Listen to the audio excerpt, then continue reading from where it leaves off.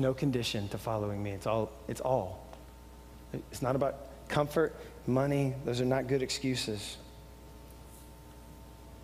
So what's your excuse? We all have them. This is not a new concept, by the way. If you're going to be successful at anything in the world, if there's anything that you're going to be the best at, or if you want to be the best person that you can be, even just in your own life, there's all sorts of excuses that get in our way because we're not willing to do whatever it takes. This happens with athletes. This happens with business people. In fact, we have someone that we're going to call up to the stage now who's going to help us kind of do an interview. Is he here, actually? Okay. But never mind. We're not going to call somebody up to the stage then to help us out. Tell you what, Rob, come on up. I'm going to ask Rob Strano to come on up. Rob is a golf professional. You have to tell us a little bit about yourself. This is how you improvise, people, okay? That's what you got to do when you're a preacher. You have to be flexible. I'm going to ask Rob a couple of questions about what it means to be a professional. He did not know this was going to happen, by the way, so y'all give him some great. Y'all thank him for coming up here.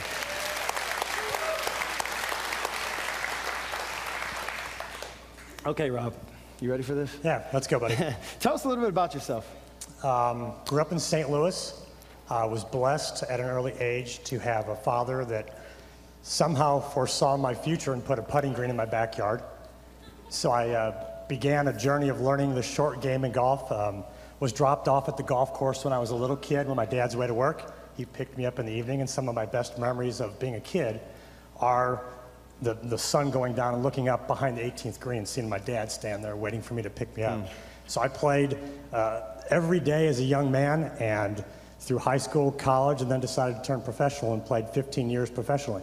And now you're a golf professional as well, helping people out. Is that right? Right. I chased my dream for 15 years, and now I'm blessed to be the director of golf instruction at Kelly Plantation. Excellent. And I help people chase their dreams now. Awesome. He tried to help me one time. That hasn't worked. You're pretty good. Don't cut yourself down, man. You can rip it. Thank you. All right. I can rip it into the water, into the woods. I didn't say your towards was good. All right, so obviously you've distinguished yourself in your career. You know, you've been to the top levels, and you're at a top level now. So, and that just doesn't happen overnight. You know, you don't just snap your fingers and you get to the top. That's how we would like it a lot of times, but that didn't happen overnight. So what does it take to get to where you are right now? And for anybody to get to that top level? It takes a lot of directed, focused attention on what you do. I've been blessed to talk to a gentleman named Dr. Anders Erickson over at Florida State, where my son goes to school. And he's the foremost knowledgeable educator on excellence training. And it takes an excellent, focused approach. You just can't kind of go mess around and be great at something. You have to have a plan. It's a focused, dedicated approach to specific things to improve. Okay, focus, dedication, and excellence. Exactly. All that in practice and consistently doing that. Right. That's a commitment, right? Exactly. It's a commitment, and it's, you know, like I said, it was all day, every day, hot, cold, rainy. I used to love rainy days like today, as long as there was no thunder and lightning. I loved down sound effects. Those were great. But, I mean, I used to love rainy days where it was drizzly. I'd go out and I'd put, my bag was full of towels. I'd put a towel under my umbrella, and I'd go out all day. And one day, I played 45 holes, and I was on the back nine. I can still tell you where I was. I was on the 15th fairway. And the superintendent came out and got me because they were closing the course. It was probably 4 or 5 in the afternoon. I'd been out there all day, and they knew I was out there somewhere. And they had to go find me to get me off the course because they were closing it because it was just too wet. But I'd been out there all day, and I loved it. What's the hardest thing about doing that, about being willing to do whatever it takes and being committed like that?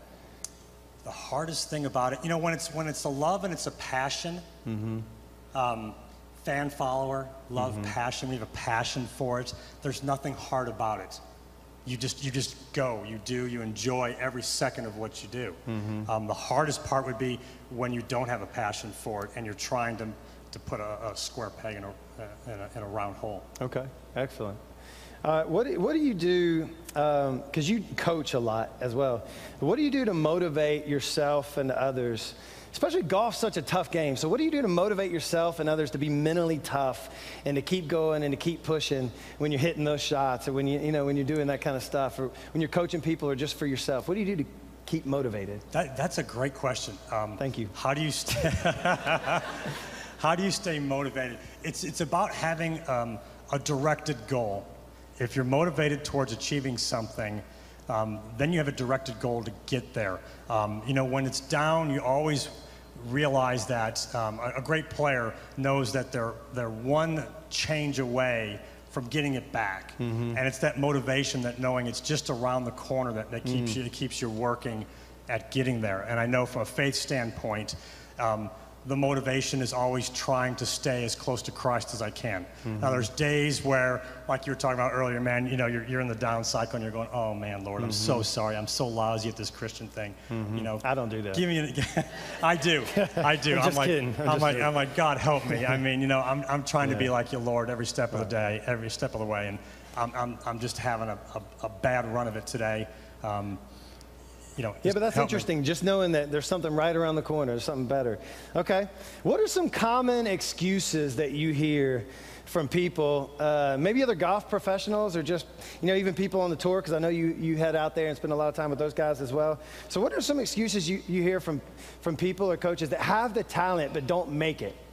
A real common excuse on tour is conditions. The greens are too fast, the course is too long, I don't like the layout. I was blessed in that the country club I grew up at, we had 5 touring professionals that came out of there. There's no other course like it in the nation where we all grew up there.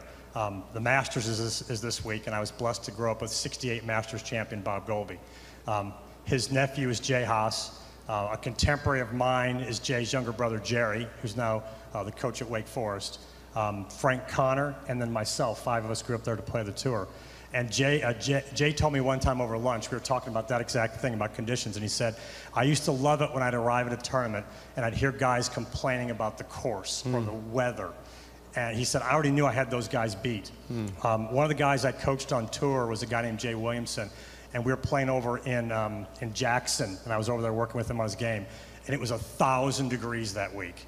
And everybody, the news guys were out there covering the heat. They weren't covering a tournament. They're like, how are these guys going to survive this week? Yeah. It's like the face of the sun. Right. And they interviewed me on the putting green right before Jay got there, and they said, what are you telling your player about the heat this week? And this is what I said, and it's pretty close. You can look it up online. The video's still there. I said, I told my player, when you get off the plane, I want you to feel the heat and love it. I said, Superman gets his power from the sun. There you go. I want you to get your power this week from the heat. I need to call you every week. Let's get some coaching. That's good. Y'all give it up for Rob. Thank you for coming out and just doing that, brother. Good.